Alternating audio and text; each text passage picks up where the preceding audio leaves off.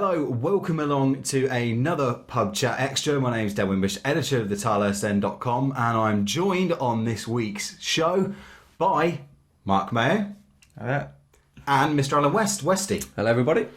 Topic for discussion this week comes in the light of the Reading Leeds game, where Leeds' Liam Cooper has been banned for 6 games following a stamp on Reece Oxford. Retrospective punishment was used by the Football Association to nail him. being as blunt as possible here. That's what he did to Oxford. Yeah. So. Indeed. So they've got him with that. But we had a question for the TileSN's podcast mailbag this week from Hugh, and he asked, would a video referee have been beneficial in a game like that? So in light of that, where do you two stand on video refereeing? I know Yap himself, I was lucky enough to go along to his news conference this week, and this was a question he was asked, and Stam is a fan of it. He wants to see it brought in. Where do you two stand on it?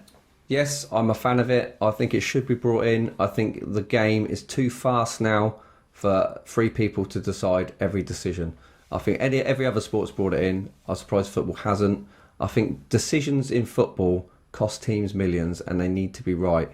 And I've moaned for years and years and years that small clubs in general tend to get the rough end of the stick when it comes to big decisions. Whether I'm right or wrong, I don't know. But from what I've witnessed, I think big clubs do tend to get the rub of the green rather often than not. The only problem comes is when do you do it? Now, for me, I don't see why, for example, against Blackburn this week, they scored in the first half. Yeah. And the linesman was a bit slow to put his flag up, but he did. Now, the game is already dead. So it wouldn't have hurt anybody to go, yep, that was fine, he was offside. Or, no, he wasn't offside, that's a goal. It wouldn't have affected the play, it wouldn't have stopped anything.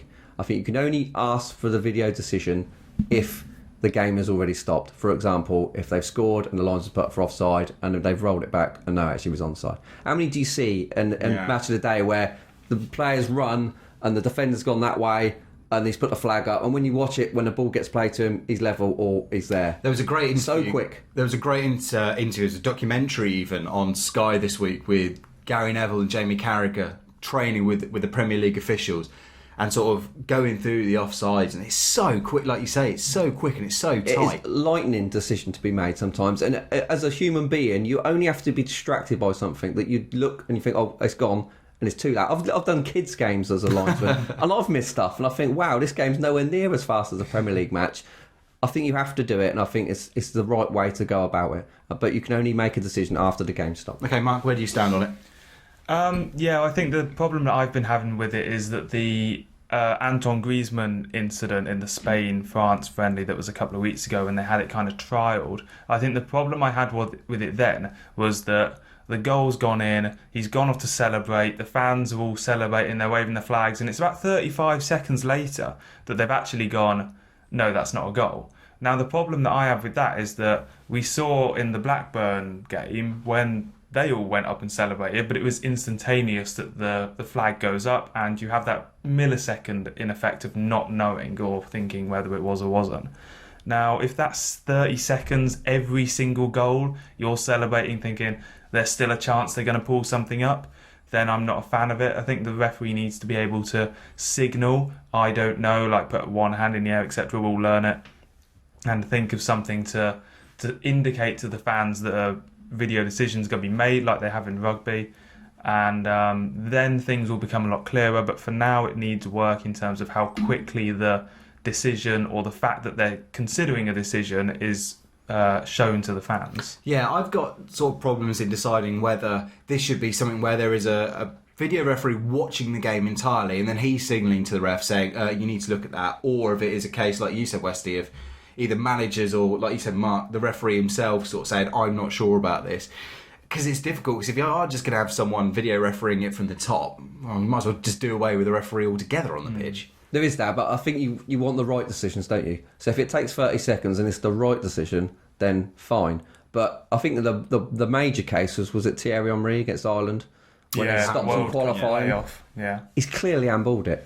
From where the referee is, he can't see that. But it's a clear handball. And because of that, they didn't go. I like how it works in cricket with the DRS system and the reviews, that you have a certain amount of reviews and you've got to pick when to use them. I like the idea of that you get 2 or 3 challenges a game, you just throw a flag on, and it's reviewed. But then you say the difficult decision comes if the play's going on. It is difficult. I think you can't be doing it for everything. You know what I mean? Every single decision, every offside, you can't do it. It's impossible. But I think any decision that creates a goal, I think if the game's stopped, then even for penalties, if the referee's blown the whistle, if he's give that decision, I think it's a penalty. He's blown the whistle, he's give a penalty. You look back at the video, mate, he's clearly dived, there's nowhere near him. It stops him diving straight away, no point. But what about the other side of the coin where, you know, a guy goes down in the box, no penalty is given, the play breaks up the other end and the other team score a goal. Now, do you get it brought back because it was a penalty? No. Or does the goal stand? No. I think that's just play on. I think the referee should still have the ability to say play on. Yeah. The referee can stop it and then review it if he wants to, but if the referee's confident, then he can wave play on. If it turns out the player's dived, you retrospectively ban him for 5 games. I think you can only go, even video technology is only going to go so far. You're still going to have decisions that are incorrect. We're still going to debate decisions because a lot of decisions are 50-50 at the end of the day. And if the play is still going on and the referee's happy with that, then that's just going to how it's been. Yeah, I think I agree with that. I think if the referee blows the whistle and then he says, I've made a decision, is it correct? And they say, yes, it is, then fine. If he doesn't blow the whistle and he's missed something, then fine, you carry on with the game. He is the overall lead on it. So if the referee says, I'll give a penalty, was it right? Even if there's a little bit of debate about it, well, you've give it, fine, we'll stick with that. But if it's a case of, wow, no, the mate is nowhere near him and he's gone down like he's been shot, right, you're booked, get on with the game.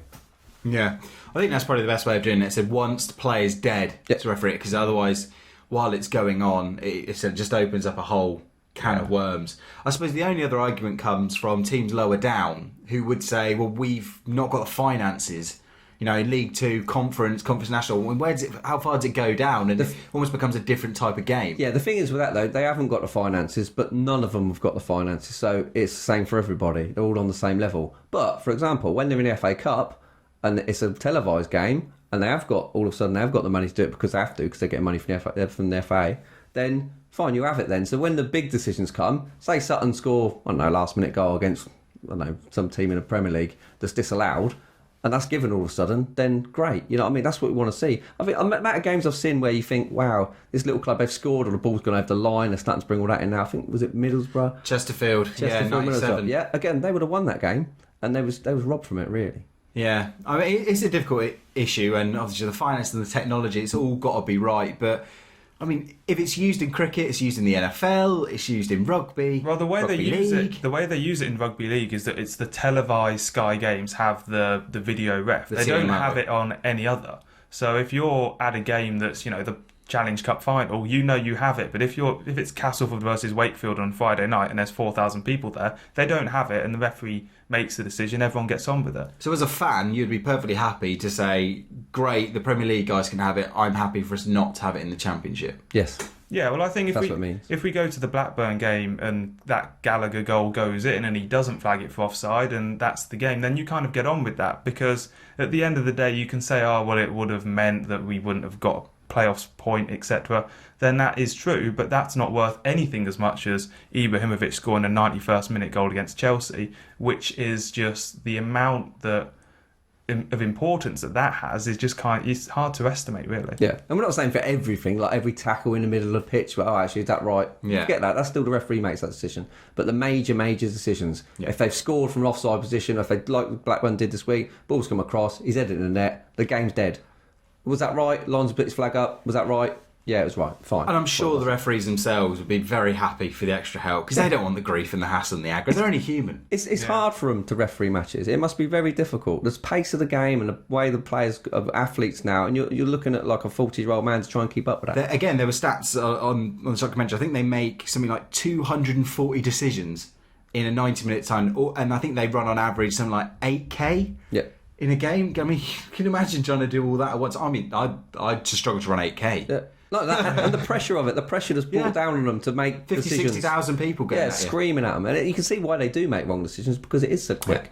Yeah. So we're all fans here anyway. Obviously, some slight disagreements on maybe how it's brought in, but we want your thoughts. Leave us in the comments. What would you do? How would you like it brought in? Is it one for all for one, or is it you're happy to accept different tiers?